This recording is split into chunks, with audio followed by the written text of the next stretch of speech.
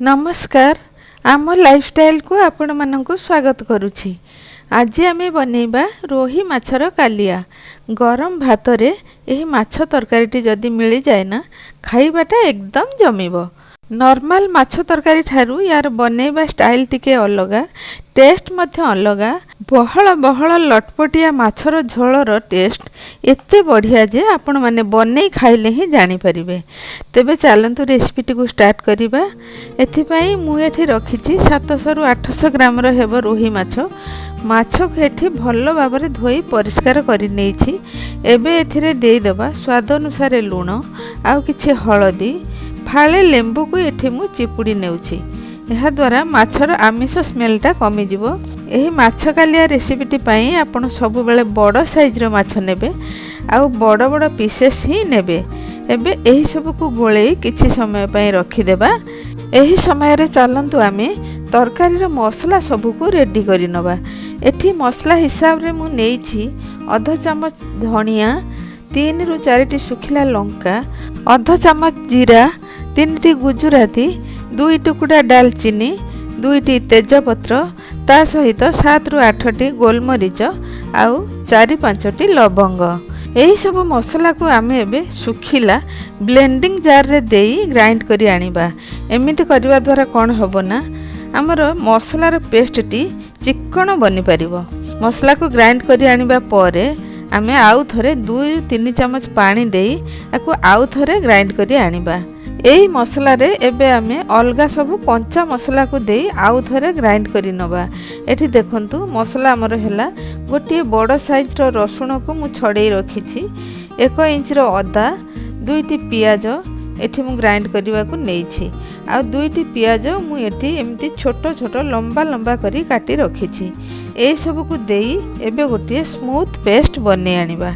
एही मसलार पेस्ट को आमे एबे कप रो बाहर करी साइड रे रखिबा एवं सेही कप रे 2 टमाटो को छोट छोट पीसेस करी काटी गोटे टमाटोर प्यूरी बने आनी साइड रे रखिबा। एपटे आमे जो माछ को मैरिनेट करी रखिथिले ना ताकू एबे भाजिबा। फास्ट आमे कड़ाई बसे नबा गैस उपरे। कड़ाई गरम हे जिबा परे कड़ाई रे दे देबा 7 रु 8 चमच सोरिष तेल। नॉनवेज पाई सब बेले सोरिष तेल ही नेबे, तरकारी रो टेस्ट बहुत बढ़िया आसीबो। एठी तेल हमर गरम हे गलानी। एबे आमे माछ को कड़ाई रे दबा। एठी मु 4 पीस माछ देइछि। माछ को एठी बढ़िया भाबे लाल लाल करी भाजी नबा।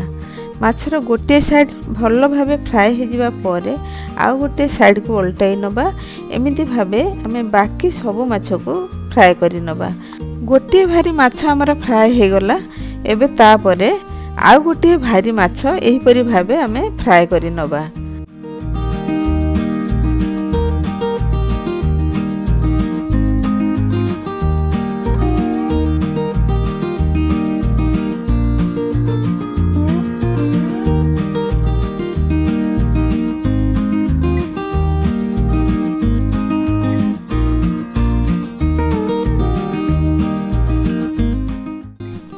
माछ सब को फ्राए कर सारिबा परे से बाकी तेल रे आमे आउ गोटे चमच तेल दे दबा।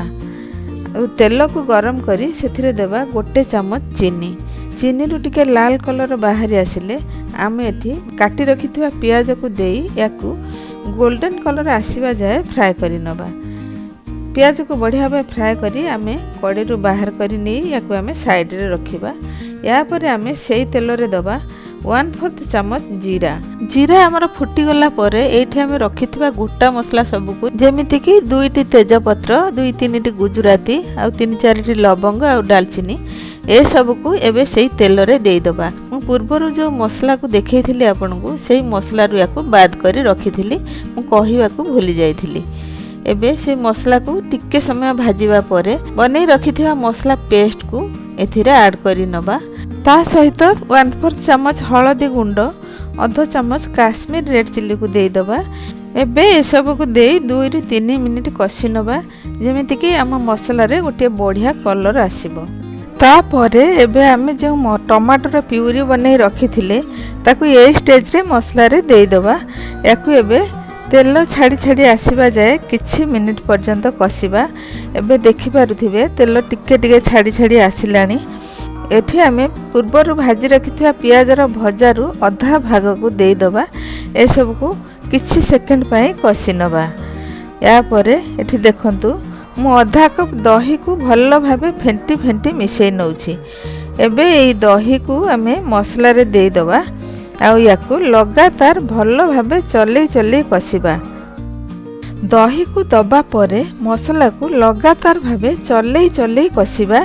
एठी जदि आपण मसला को कषिबारे स्लो करदेबे तेबे दही आमर फाटी जिबार संभावना रहिछि।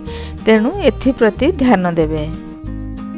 एठी मसला दही सब किछि परफेक्ट भाबे कषि हेई सारिबा परे आमे एठी तरकारी रे ऐड करि नबा गरम पानी।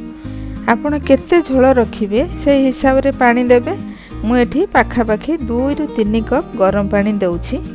तरकारी आमर जेमिति फुटिबा आरंभ करिवो आमे सेथिरे ऐड करि नबा भाजी रखिथिबा माछो को तरकारी रे देई सारिबा परे मीडियम फ्लेम रे 7 रु 8 मिनिट फुटेइबा। एठी देखंतु 7 रु 8 मिनिट परे तरकारी आमर रेडी हे गलानी। एई स्टेज रे आमे जो पियाज भजार अधा भाग रखिथिले ना ताकू एठी तरकारी ऊपर सबु आडे टिके टिके बिछेई करी देई नबा। एपरि करबा द्वारा माछो झोल सहित पियाज भजार कॉम्बिनेशन टा तरकारी टेस्ट को आहुरी बढ़ाई दबो। एबे गैस रे फ्लेम को ऑफ करि नबा। लास्ट रे आमे एथिरे दबा आधा चमच गरम मसला ता सहित 4 रु 5 टी कंचा लंका को काटी तरकारी रो ऊपर गार्निशिंग करि नबा। एबे देखंतु आम माछ कालियार फाइनल लुक। खाइबा को तो प्रबल इच्छा हेलानी। एबे चलंतु याकू गरम गरम सर्व करि नबा। गरम भात सहित याकू खाइले बहुत टेस्ट लागिबो। रुटी सहित मध्य बहुत बढ़िया रहिबो। एठी आपण रोही माछ बदल रे अन्य जे कोनोसी माछ मध्य नै परिबे जेमिति माछर साइज बड़ होइतबा दरकार। भिडियोटी शेष पर्यंत देखिथिबारु धन्यवाद। जदि भिडियोटी भलो लागि थाए गोटे लाइक करिवे। आ चैनल रे जदि नुआ थांती चैनल टी को प्लीज सब्सक्राइब करिनेबे। रहूची पुणी देखा हबो गोटे नुआ भिडियो रो सहित।